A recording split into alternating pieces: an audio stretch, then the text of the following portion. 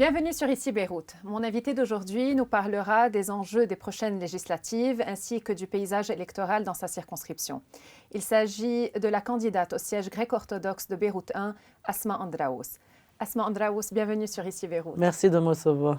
J'aimerais commencer par une question que je pose systématiquement à tous les candidats. Quel est l'enjeu des prochaines législatives sur le plan national? Pour moi, il s'agit d'un enjeu de souveraineté et d'identité, parce que je pense que nous sommes à un tournant important de l'histoire de notre pays et dangereux. Je pense que nous sommes otages, pris en otage, par un projet qui n'est pas libanais. Le plus important pour moi, c'est que ce projet n'est pas la majorité au Parlement. Donc plus nous serons nombreux à voter pour des listes souverainistes ou pour des candidats pour qui la souveraineté fait partie intégrante de leur programme, et plus nous aurons des chances de ne pas permettre à cette mouvance de prendre le dessus sur le Parlement. Je pense que j'aime penser et croire que les Libanais sont assez matures pour réaliser l'enjeu. L'enjeu, je ne suis pas la seule à le dire, je pense que les chancelleries le disent, le patriarche le dit, les analystes le disent, les journalistes le disent, beaucoup de think tanks à l'étranger en parlent. Le Liban est un pays qui doit rester souverain, libre, ouvert sur le monde, empreint de liberté, de culture. Les pôles d'excellence du Liban sont en train d'être systématiquement détruits. Après le secteur bancaire, on a vu ça pour le secteur hospitalier. Nous avons longtemps été l'hôpital du monde arabe. Aujourd'hui, nous manquons de produits anesthésiants dans nos hôpitaux. Le pôle universitaire et scolaire, qui a longtemps été un grand fleuron, source de fierté pour le Liban, est aujourd'hui en danger. Idem pour la culture, idem pour le tourisme. Ce n'est pas un hasard, ce n'est pas un accident. Je pense que les gens sont conscients, et j'aime imaginer qu'ils le sont. En tout cas, moi, je suis consciente que notre crise est d'abord politique. Les conséquences de cette crise politique sont économiques, fiscales, sociétales et autres. Mais c'est très simple, on n'a pas le droit de baisser les bras. Donc si notre identité est en jeu, si notre souveraineté est en jeu, et si nous avons choisi, et moi j'ai choisi de rester au Liban parce que c'est notre pays, alors nous devons nous battre. Et nous n'avons pas ni une milice pour nous battre, ni nous n'appelons les gens à prendre les armes pour nous battre. Nous avons des voix. Nous pouvons dire les choses haut et fort. Et nous avons la possibilité de voter. Et c'est pour ça que je dis aux gens, surtout n'écoutez pas ceux qui disent ça ne sert à rien. Surtout ne restez pas chez vous, que vous soyez au Liban ou que vous fassiez partie de notre diaspora aux quatre coins du monde. Votez. Votez, voilà le moyen de dire ce qu'on veut, ce qu'on pense, que ce soit au niveau de la souveraineté ou même au niveau de donner sa chance à 1 ou 1 ou 10 ou 20 ou 30 ou pourquoi pas 100 et un jour 128 nouveaux et nouvelles candidates qui peuvent porter le Liban vers l'avenir. Parce que nous sommes non seulement bloqués, mais nous avons perdu du temps, nous avons perdu des années. Le monde avance à une vitesse époustouflante. On parle d'intelligence artificielle, on parle de toutes les avancées technologiques dans lesquelles on est. Regardez où on est, nous, on n'a pas d'électricité. C'est-à-dire que nous sommes devenus tellement loin, et pas seulement au niveau de nos droits économiques, mais même au niveau des droits de l'homme, nous sommes devenus tellement en retard à tellement de niveaux. J'ai appris hier que, par exemple, l'Arabie saoudite interdisait aujourd'hui le mariage aux jeunes femmes de moins de 18 ans. Comment est-ce que c'est encore possible que ce ne soit pas quelque chose de réglé, ça, au Liban, qu'on en soit encore à débattre tout ça au Parlement, parce que des instances ou autres pensent que non. À 13 ans, une jeune fille n'est pas en mesure d'avoir des enfants, même si biologiquement elle le peut. Elle ne le peut ni mentalement, ni elle a la maturité qu'il faut, ni son corps a été suffisamment développé, etc. Tout ce que je veux dire, c'est qu'on ne va pas laisser le Liban tomber. Notre vision du Liban, en tout cas, le Liban comme le monde l'a toujours connu, le Liban, pays de toutes les libertés, le Liban qui a toujours reçu ceux qui étaient pourchassés chez eux parce qu'ils n'avaient pas le droit de dire les choses. Ce Liban-là ne va pas disparaître. En tout cas, pour ma part, je vais tout faire pour qu'il ne disparaisse pas. Quel est l'enjeu à Beyrouth 1? Donc l'enjeu principal. À Beyrouth 1, je pense que c'est... en gros, il y a à peu près... Si je ne dis pas de bêtises, il y a 6 listes actuellement qui se présentent à Beyrouth 1. 3 de ce qu'on va appeler la thawra ou l'opposition. C'est d'ailleurs bien dommage, on y reviendra sans doute, qu'ils en soient à 3 listes parce que ça diminue leur chance d'avoir une plus grande représentation. Il y a notre liste qui s'appelle le Bnen Siede, donc Liban Souveraineté. Il y a la liste des forces libanaises qui reste quand même un courant souverainiste. Et il y a une 3e liste qui est la liste du CPL. Moi, bien entendu, politiquement, pour moi, ma différence est claire avec les idées de ce parti qui, lui, a choisi de couvrir le Hezbollah, source, à mon humble avis, d'une grande partie de nos problèmes actuels. Comment vous comptez confronter le Hezbollah et le CPL de manière pratique? Pas par les armes, parce que je suis de une des générations qui a souffert de notre guerre civile. À ce propos, c'est tout de même aberrant 30 ans plus tard qu'on n'arrive toujours pas à écrire ne serait-ce qu'un paragraphe à inclure dans les livres d'histoire que nos enfants lisent dans les écoles. C'est parce qu'on n'a pas eu la force ni le courage de regarder en face ce qui s'est passé. Bon, jamais imaginé que ça puisse être possible un jour, ça fait partie de mon programme. Mais donc je répète, pas en prenant les armes parce que ce n'est dans l'intérêt d'aucun Libanais et je n'ai jamais été partisane des solutions par la violence. Mais je pense que si on est suffisamment nombreux et unis et vocaux à l'intérieur, mais surtout à l'étranger, il va falloir faire beaucoup de lobbying et continuer à en faire pour que notre voix devienne impossible à ignorer. Je repars toujours à 2005. En 2005, il y a eu une convergence de 2 choses. Il y a eu au Liban 1 million de personnes qui sont descendues dans la rue pour dire à haute voix, et en une seule voix, qu'on ne souhaitait plus la présence de l'armée syrienne au Liban. Et on s'est fait suffisamment remarquer pour qu'à l'étranger, les chancelleries qui comptent fassent pression, elles, au niveau des Nations Unies et autres, pour que cela devienne possible. Est-ce que quelqu'un imaginait même que c'était possible en janvier 2005 ? On nous aurait dit, mais vous êtes fous, ça ne marche pas comme ça. Ils ne m'ont jamais dit, bien, ils sont sortis. Le 26 avril, ils sont sortis. C'est dans quelques jours d'ailleurs. De la même manière, un jour, Hezbollah sera désarmé. Est-ce qu'il sera désarmé par la force ? Ce n'est pas du tout la solution que je souhaite. Est-ce que c'est essentiel qu'il soit désarmé pour qu'on puisse devenir un pays viable ? C'est évident. D'ailleurs, je pose toujours la même question à ceux qui nous écoutent et à vous, journalistes chevronnés. Qu'on me donne un exemple d'un pays qui a réussi à devenir un pays stable, prospère et qui a apporté une vie digne à l'ensemble de sa population, dans lequel il y a 2 armées. L'armée nationale, que je salue, ainsi que toutes les forces de l'ordre libanaises, pour le travail extraordinaire qu'ils réussissent encore à faire avec des moyens de misère. On sait tous que leurs salaires ne valent plus rien, que ça couvre à peine leurs besoins en essence, et pourtant ils sont là tous les jours debout à leur poste, et ça, en soi, c'est admirable.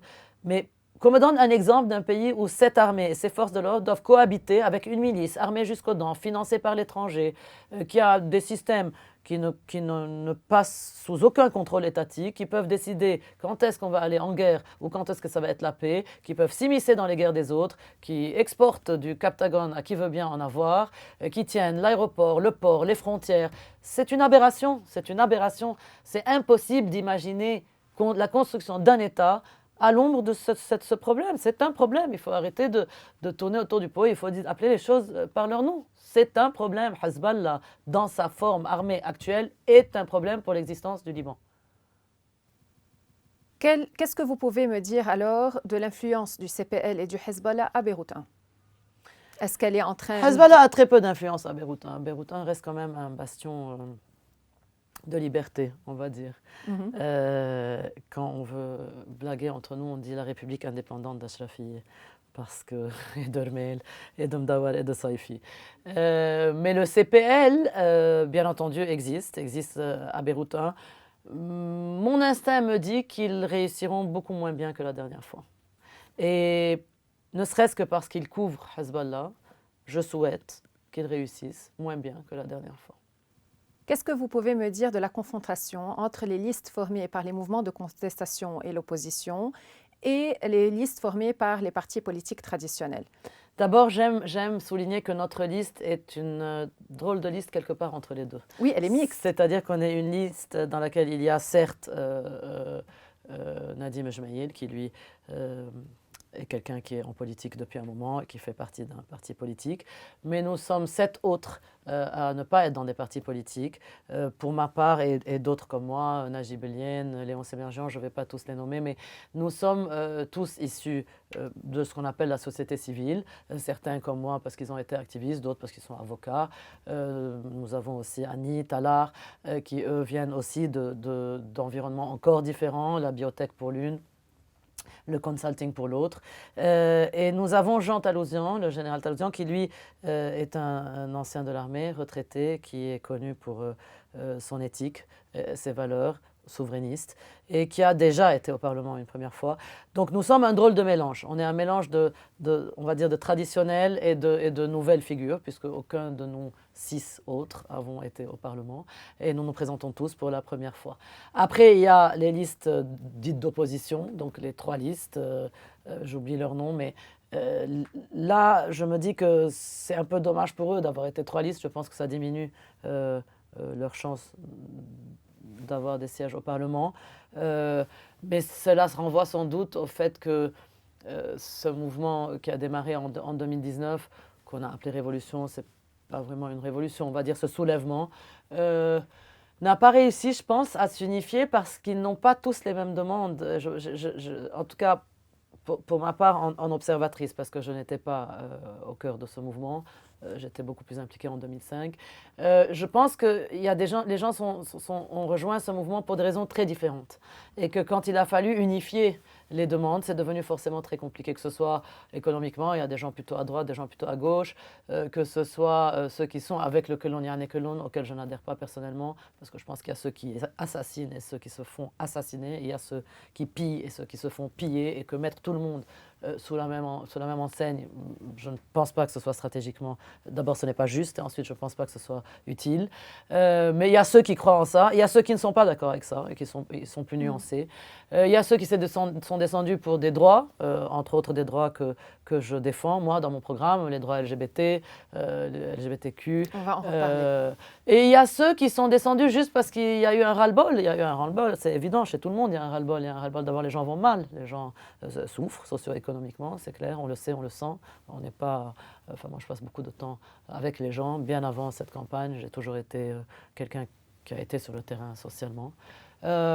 Donc, je pense qu'on ne peut pas trop blâmer cette opposition de n'avoir pas pu s'unifier. Elle est au départ elle est très diversifiée. Donc, ça prendra le temps que ça prendra. Le changement, surtout face à un système comme le nôtre, certes très malade, mais aussi très enraciné, ça prend du temps pour pouvoir casser ce système, pour pouvoir trouver des brèches, pour pouvoir s'introduire, pour pouvoir ne serait-ce qu'un petit peu le secouer. Mais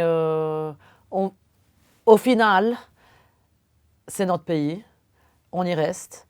À partir du moment où on décide d'y rester, on va agir.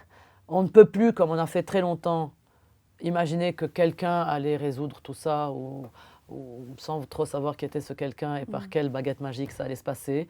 Je pense qu'on doit tous participer. Et j'ai décidé de participer. Dans quelle mesure votre liste Liban Souveraineté va pouvoir créer la surprise aux législatives? Comme j'ai dit, c'est une liste mixte, c'est une liste diversifiée. Donc déjà, à partir de là, c'est une liste qui sort du lot. Elle n'est ni totalement parti politique, ni totalement société civile, etc. Donc déjà, elle a ça d'intéressant. Elle a ça d'intéressant qu'elle réunit les deux autour de thèmes très clairs qui sont la souveraineté du Liban, la liberté du Liban et l'indépendance du Liban. Elle a aussi ça, comme je disais tout à l'heure, d'intéressant, que nous venons de domaines très différents les uns des autres. Moi, je suis en communication, on a 2 avocats, on a 3 avocats, pardon. On a quelqu'un qui a déjà, Tony Seliene, qui a déjà fait un mandat à la municipalité de Beyrouth, donc il comprend bien les enjeux et les besoins de la ville. On a un général à la retraite de l'armée, donc il comprend aussi quelles sont aujourd'hui les problématiques que rencontre notre institution, l'armée libanaise. Et on a Talar qui est docteur en biotech, donc qui comprend surtout les problématiques que rencontrent aujourd'hui les hôpitaux, les laboratoires, les pharmacies. Et on a Annie, qui a beaucoup travaillé avec des ONG sur les femmes, et surtout dans des milieux très défavorisés. Et donc, on est je pense, une palette représentative de ce dont le Liban de demain peut avoir besoin. Maintenant, je vais vous parler de votre programme électoral. Qu'est-ce qu'il prévoit au juste? Quels sont les projets que vous allez porter avec vous au Parlement si jamais vous êtes élu député? Je vais d'abord donner un petit peu en général. Donc, au cœur de mon programme, il y a 8 grands titres. Et puis, nous développerons celui des droits. Le premier titre, bien entendu, comme vous pouvez l'imaginer, c'est l'identité et la souveraineté du Liban. Le second, c'est les droits de la femme, qui sont au cœur de mon programme. Je reste persuadée que tant que nous ne serons pas des partenaires à 50% de toute prise de décision au gouvernement, au Parlement, mais aussi dans les ministères et éventuellement même dans les conseils d'administration au privé. On peut pas, c'est très simple, on est 50% de la population, on doit faire partie de 50% de la décision. Et si on va attendre que les mentalités évoluent, on peut attendre 100 ans, on n'a pas 100 ans, donc moi je suis pour un quota légal, pour une loi qui prône le quota. Donc les droits de la femme, les droits civils en général, les droits de tout le monde, les droits de la communauté LGBTQ, les droits des personnes à besoins spéciaux, les droits des communautés très défavorisées socio-économiquement, les droits humains, les droits aux toxicomanes à recevoir un traitement et non pas à finir dans une prison, ce n'est pas du tout leur place. Les droits aux travailleurs et travailleuses étrangers à travailler dignement, donc l'abolition du système kafala. Je ne vais pas beaucoup m'éterniser, je sais qu'on n'a pas beaucoup de temps. Mon programme, à partir de demain, sera dans son entièreté sur mes réseaux sociaux et les gens pourront le consulter. L'indépendance de notre système de justice, de la politique, parce que s'il y a une chose, l'exemple le plus flagrant, et on va parler du 4 août, de cette affreuse et tragique événement, du 4 août, la troisième plus grande explosion quand même de son genre dans le monde. Nous sommes à bientôt 2 ans et nous ne sommes pas plus avancés que ça. Le procès est à l'arrêt. Ils ont utilisé tous les moyens possibles pour bloquer le président, le juge Taleb Ital dans son travail. Les familles ne pourront pas faire un trait sur ce trauma où ils ont perdu leurs proches, leurs parents, leurs enfants, leurs frères, leurs sœurs, leurs voisins, leur maison, souvent leur travail, où ils ont été démembrés pour les uns, handicapés à vie pour les autres. Et nous, habitants de Beyrouth 1, qui avons été le plus touchés par ce crime, parce que ce n'est pas un accident, c'est un crime. La grande question qui se pose, et à laquelle personne ne répond, c'est que faisait le nitrate au port? Et qui peut faire entrer du nitrate au port? Ni vous, ni moi. On sait qui peut faire entrer du nitrate au port. Et pour moi, donc, l'indépendance de la justice, c'est une chose, et mettre en place des systèmes qui empêchent l'ingérence de la politique en justice, c'est une chose essentielle. Ça fait partie de mon programme. Les jeunes. On a, depuis que j'ai commencé à enseigner à l'Université Saint-Joseph, ça fait bientôt 1 an, on a un réservoir extraordinaire de jeunes hommes et jeunes femmes exceptionnels qui ont des idées simples et efficaces auxquelles on ne pense même pas parce qu'on est d'une autre génération. Ils parlent d'intelligence artificielle, ils parlent de solutions technologiques à des problèmes. On a l'impression d'être très difficiles à résoudre. Ils ont des idées, ils ont de l'énergie, ils ont des rêves. Et je pense que ne pas les écouter, c'est un crime. Et ne pas faire en sorte que leur participation dans la prise de décision politique, d'une manière ou d'une autre, soit très encouragée, est un problème parce qu'ils vont partir. Et s'ils partent tous, on va devenir une population vieillissante. Et il n'y a rien de pire pour un pays qu'une population vieillissante. Donc moi, un de mes chapitres, c'est les jeunes. Voilà, je crois que ça vous donne un petit peu une idée de ce qui est à venir. De ce qui est à venir. Merci beaucoup, Asma Andraouz, pour cet entretien.